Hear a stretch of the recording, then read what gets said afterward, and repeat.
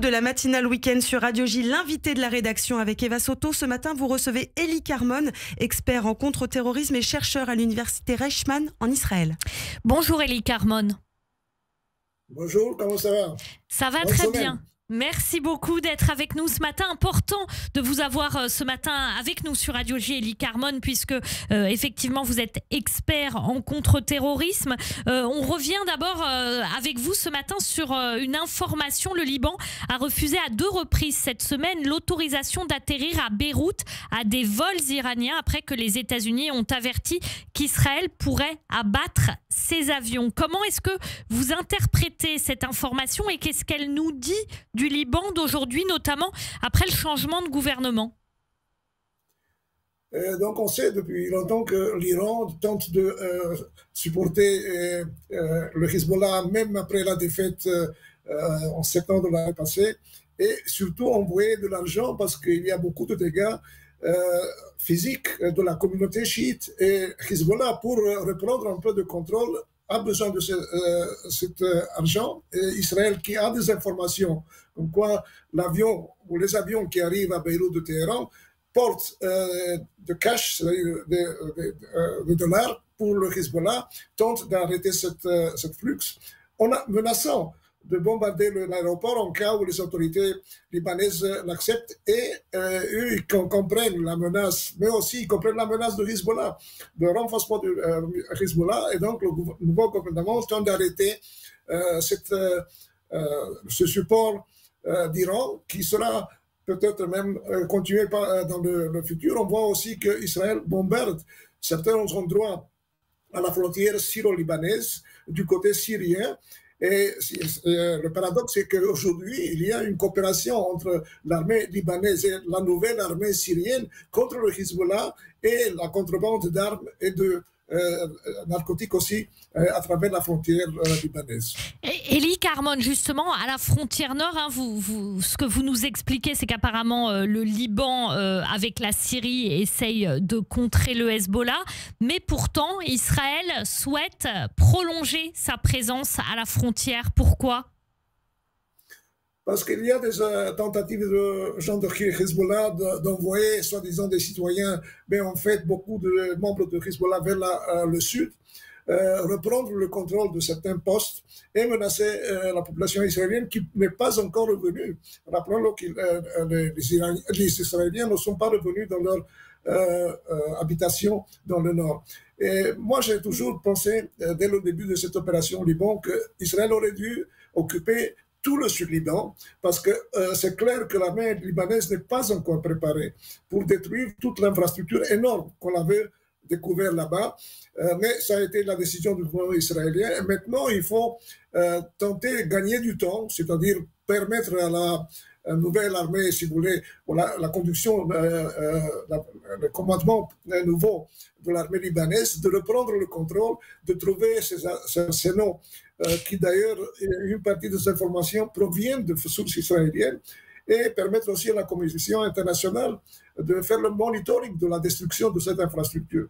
Comme ça prend du temps, comme il y a des tentatives de Hezbollah de revenir vers le sud, Israël a demandé surtout aux États-Unis qui conduisent cette commission internationale de rester encore plus, et surtout de rester occupé 5 points stratégiques pour ne pas permettre au Hezbollah de menacer physiquement, directement, le village israélien. Eli Carmon, j'aimerais vous entendre aussi sur cette interview qu'a accordée l'ancien ministre de la Défense, Benny Gantz, concernant ce qui avait été fait, la stratégie choisie post-7 octobre. Lui, il était favorable à d'abord s'attaquer au front nord, parce que c'était le plus massif, le plus dangereux, et ensuite au front sud.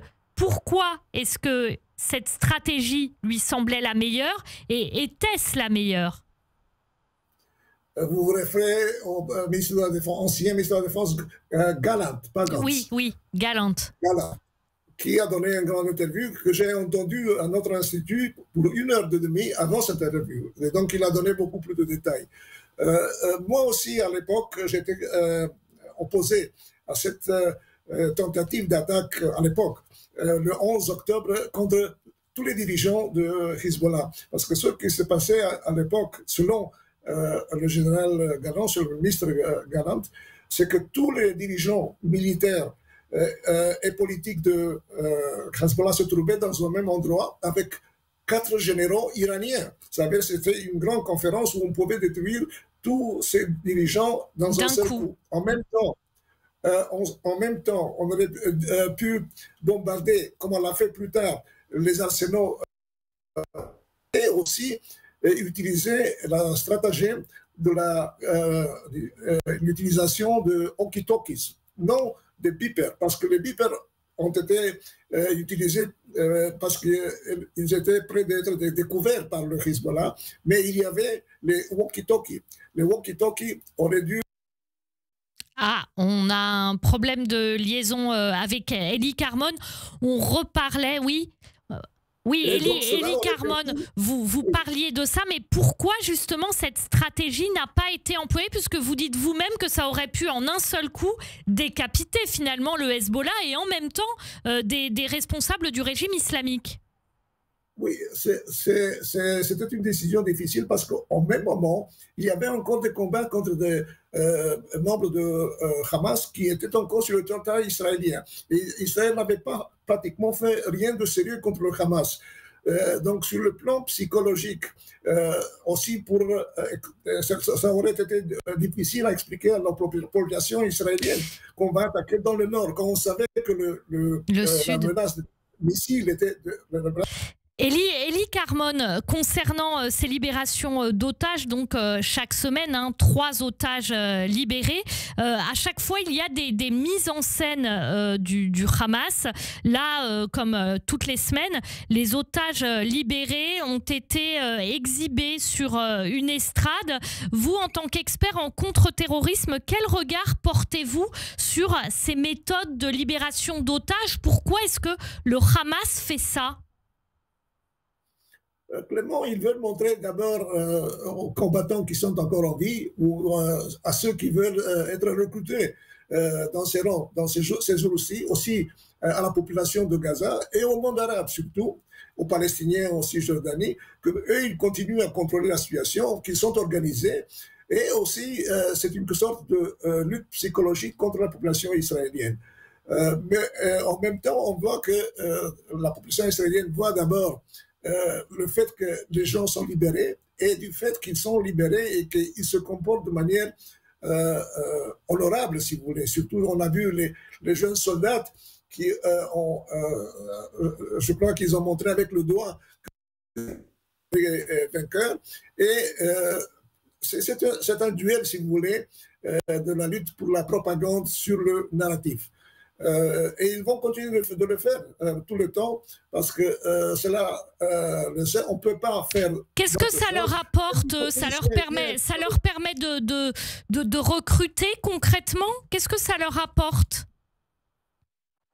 Renforce leur image dans la population palestinienne, tant à Gaza comme en Judée et Samarie, mais aussi dans le monde arabe. On voit qu'il y a des démonstrations même dans des pays qui soutiennent, qui sont opposés au Hamas, parce que la population est influencée aussi par Al Jazeera, qui est un des moyens de communication le plus important. On voit le rôle que Al Jazeera a dans ces cérémonies, pas seulement la télévision de Hamas, mais c'est surtout Al Jazeera qui transmet au monde ces images.